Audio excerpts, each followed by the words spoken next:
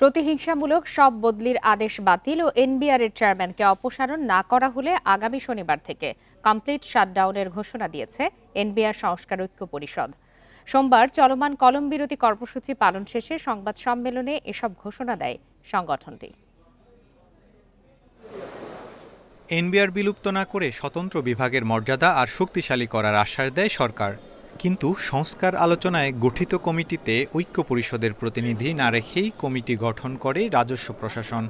বদলি করা হয় আন্দোলন সংশ্লিষ্ট ৬ জনকে, বাধা দেয়া হয় পরিষদের সভা সেমিনার। এতেই পরিস্থিতি উত্তপ্ত হয়ে ওঠে এনবিআরে। একইভাবে অংশগ্রহণ করবে কর অঞ্চল এবং কর বিভাগের সকল কর্মকর্তা কর্মচারীবৃন্দ। ফলে আজ আবার নতুন কর্মসূচি ঘোষণা করেন আন্দোলনকারীরা। মঙ্গলবার থেকে অর্ধবেলা কলম বিরতি এবং চেয়ারম্যান ও তার দোসরদের প্রতি ঘৃণা প্রকাশ করবে কর্মসূচিতে অংশগ্রহণকারীরা। একই সাথে এনবিআর চেয়ারম্যানকে অপসারণ করা না হলে আগামী ২৮ জুন থেকে আন্তর্জাতিক যাত্রী সেবা ব্যতীত সংশ্লিষ্ট দপ্তরে কমপ্লিট শাটডাউনের কর্মসূচি দেয় এনবিআর সংস্কার ঐক্য পরিষদ।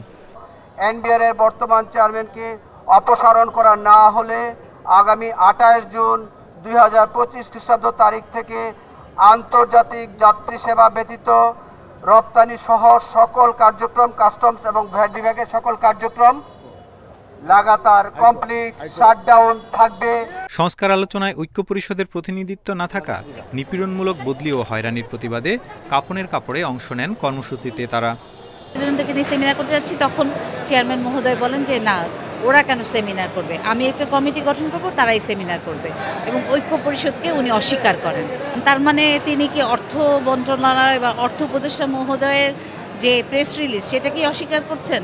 এদিকে এনবিআরের চলমান পরিস্থিতিতে আমদানি রপ্তানি বাধাগ্রস্ত হচ্ছে বলে জানিয়েছেন ভুক্তভোগীরা। বেনাপোল কাস্টম হাউসে সকাল ৯টা থেকে কর্মবিরতি চলছে। অফিসাররা টেবিলে এসছে কিন্তু কেউ কাজ করছে না। তাদের বক্তব্য কেন্দ্রীয় কর্মসূচির অংশ হিসেবে বেনাপোল কাস্টম হাউসে কলম বিরতি চলছে। মে মাসে এনবিআর ২ ভাগ করে অধ্যাদেশ জারির পর তা বাতিলের দাবিতে আন্দোলনে নামেন এনবিআরের কর্মকর্তা কর্মচারীরা। তাদের আন্দোলনে পিছু হটে সরকার। Tarek Hossain, independent news, Dhaka.